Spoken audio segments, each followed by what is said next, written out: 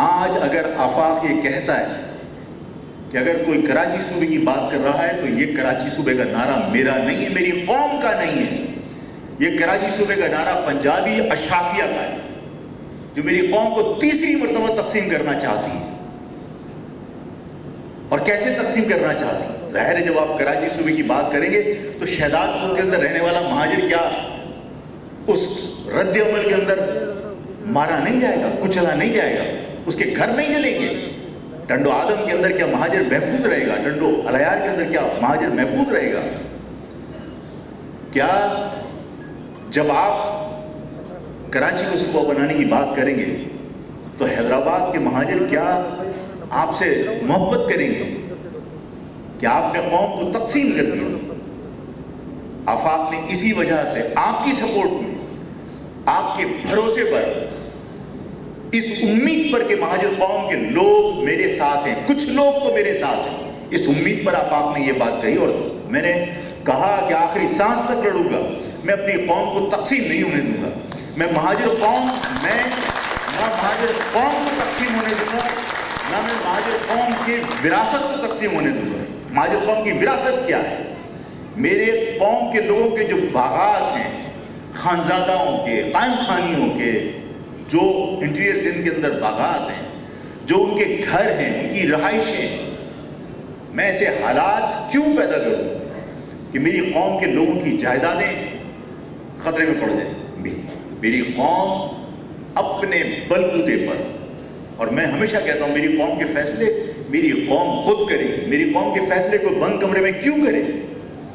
یہ کراچی صوبے کا جو شوشہ چھوڑا ہے یہ میرا تو نہیں ہے، کراچی صوبے کا جو شوشہ ہے یہ تو ظاہر ہے کہ آپ کی پنجابی اشرافیہ کا ہے، اس لیے کہ اس کراچی میں جو تبدیلیاں آنے والی ہیں وہ اس کا بینیفیشری آپ کو نہیں بننے دینا چاہتا، وہ چاہتے ہیں کہ ان تبدیلیوں سے پہلے کراچی کو تقسیم کر کے یہاں پر اپنے پنجے گاڑے جائیں۔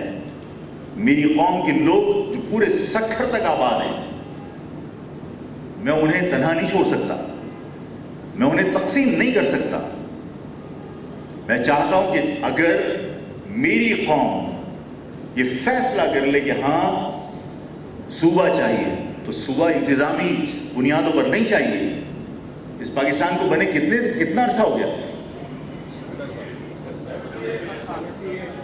78 سال تک پنجابی پنجاب کے نام پر صوبہ بنا کر انجوائے کریں، سندھی کے نام پر صوبہ بنا کے انجوائے کریں، اور آج آپ یہ کہیں کہ ہم نئے صوبے بنانا چاہتے ہیں لیکن وہ لسانی بنیاد پر نہیں ہوں گے، وہ انتظامی بنیاد پر ہوں گے۔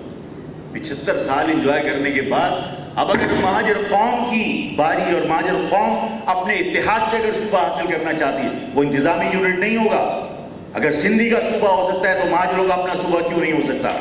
سندھ کے اربن ایریاز جنہیں ذوالفقار علی بھٹو نے باقاعدہ تقسیم کیا تھا، لسانی معاہدہ ہوا تھا میرے بزرگوں کے ساتھ، رئیس امروی صاحب کے ساتھ، شاہ احمد نورانی صاحب کے ساتھ، پروفیسر غفور صاحب کے ساتھ لسانی معاہدہ ہوا تھا کہ سندھ کے اربن ایریاز کے اندر اردو بولنے والے لوگ رہتے ہیں، سندھ کے شہری دیہی علاقوں کے اندر سندھی بولنے والے لوگ رہتے ہیں، سندھ کے اربن ایریا کا کوٹا 40% ہوگا، سندھ کے دیہی علاقوں کا کوٹا 60% ہوگا۔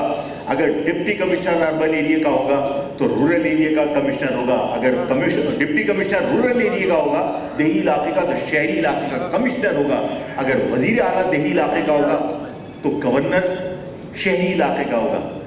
آج کامران اسوری گورنر ہے، اسی معاہدے کے تحت ہے۔ پنجاب کے مسلم لیگ نون اقتدار میں آئی، سلیم ضیاء بھی تو تھا یہاں پہ، لیکن سلیم ضیاء کے ہوتے ہوئے بھی کیا ممنون حسین تلاش نہیں کرنا پڑا؟